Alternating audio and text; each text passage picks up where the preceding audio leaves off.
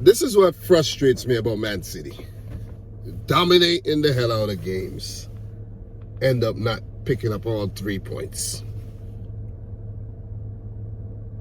Look, if we're on top of the table with a little gap, you see what I mean? A little lead ahead of the second place, third place team. Yeah, I would not mind. Yeah, we drop points. But we can't keep dropping these points, man. Drop points in the last home game against Brentford. We actually lost. So the last 2 home games, out of 6 points, we only picked up 1. That's not good. Arsenal are currently beating Brighton 2-0. These points could end up being costly at the end of the season. It could cost us the title. Who knows? It could cost us a top 4 place. I know. You never know, though. It could cost us a top 4 place. But I want to say well played to Everton, though. Even though offensively they weren't so good, they did manage to get that goal through some brilliant individual work by Dominic Gray.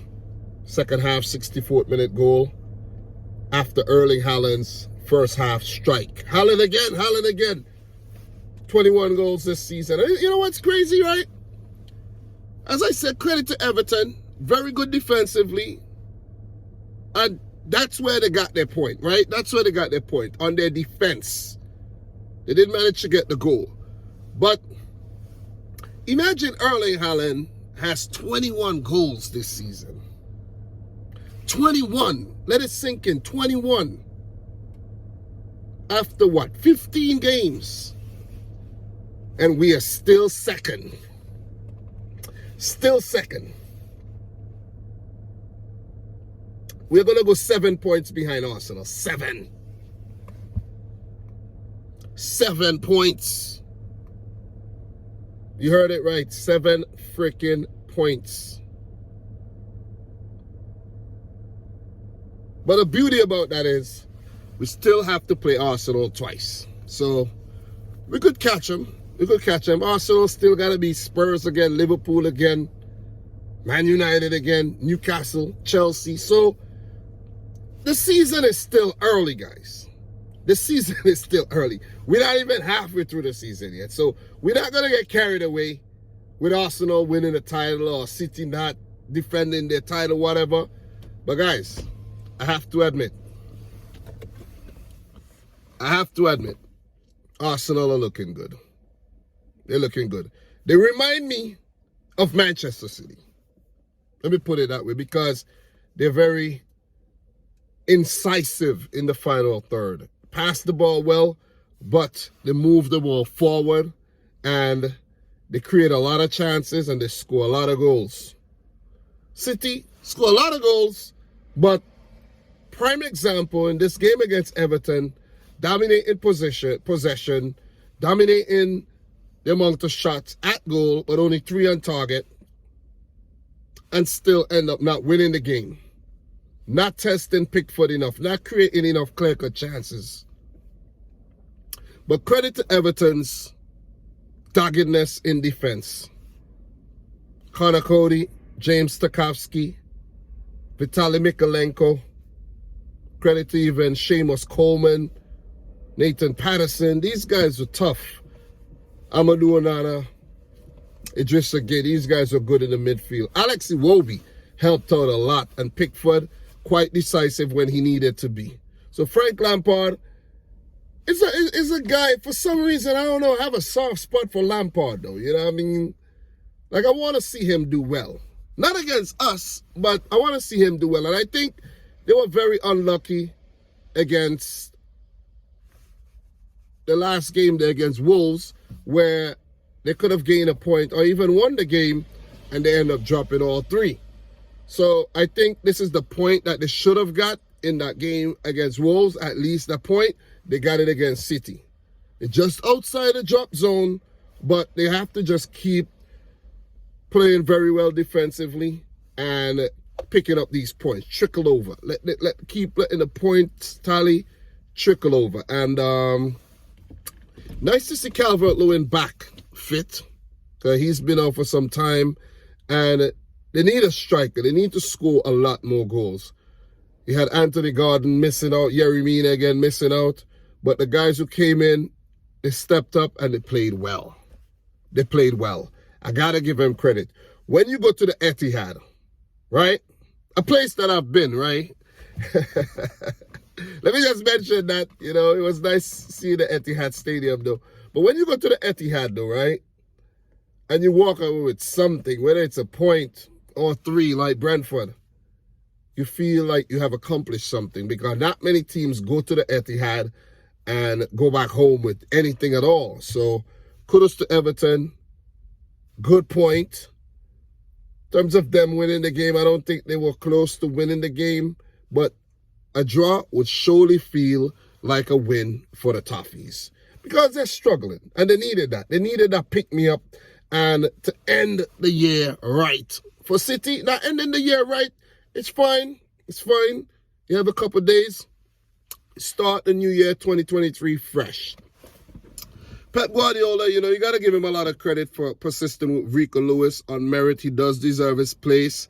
But, you know, I think with Lewis and Nathan Ake in the team at the same time, you lose that creativity that you get from João Cancelo. So I don't know if I could see both these players playing together going forward. You see what I mean? If you have Walker and Cancelo, Walker gives you that defensive stability. Cancelo gives you that creativity. With Rico Lewis, he gives you that youthful zest. Not much in terms of creativity, but he gives you that energy. It's a balance between defense and attack for me with him. He doesn't offer you much creativity like João Cancelo gives you, but I like Rico Lewis. But him and Ake, they're not creative enough in my opinion. So in the next game, I would like to see a change. I want to see something change in terms of the fullback. Maybe if you want to drop Ake to the bench, bring in Cancelo, or even a Sergio Gomez, these guys are going to give you something going forward because we needed something today, man.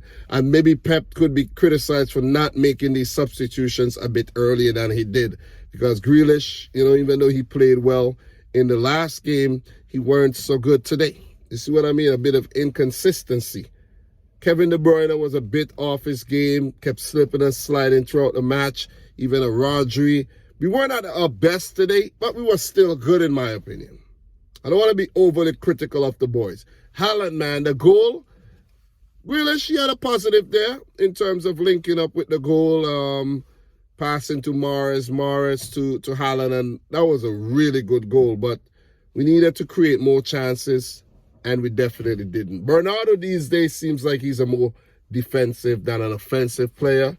You know, I want to see more from him going forward, not being a defensive midfielder. You see what I mean? But what else could I add? Edison, man, you know, he got to gauge these. I know it was a good shot by Gray, but if Edison was actually, you know, judging the ball a little bit better, his judgment was a bit off. He could have been way back on his line and he could have tipped that over. You see what I'm saying? So Edison, sometimes I don't know where he be going. He's trying to come off the line. I don't know. So I think these are areas where we could definitely improve going forward. But positives, Erling Haaland on the score sheet. Once again, nice to see Julian Alvarez. He didn't really do much when he came off the bench, but still nice to see him back with the team. Congrats again for the World Cup win. But it was a frustrating day, to be honest, because I was watching the game. It felt good being 1-0 up, but then I was like, oh, man, they scored. And I was like, I feared for the worst. I'm not going to lie. I feared for the worst. This could have been a game where we could have easily lost. I've seen many games like that where we dominate and then we end up losing. And I'm like, what the hell did I just see there? Like, we were winning this game. Like, how did we end up losing? But I know this is what opposition fans love. I know this is what Arsenal love, because they would extend their lead on top of the table and look to win their first Premier League title in about, 17 years or so? It's been a long time. 16, 17 years. It's been a very, very, very long time, man. It's long overdue. And if they are to go on to win it, they would surely deserve it if they top a team like Manchester City. Let's just put it that way, man. So, guys, I'll talk to you again pretty soon. City right now still second with Newcastle dropping points as well. But the other teams, you know, are catching up. The Spurs, the Liverpools, the Man Uniteds, they're right behind.